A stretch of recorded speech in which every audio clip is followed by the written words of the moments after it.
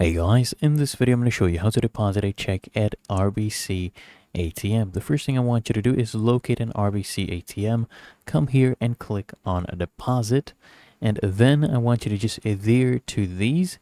Make sure you have no envelopes and you're depositing up to 90 items. You stack the cash and checks together.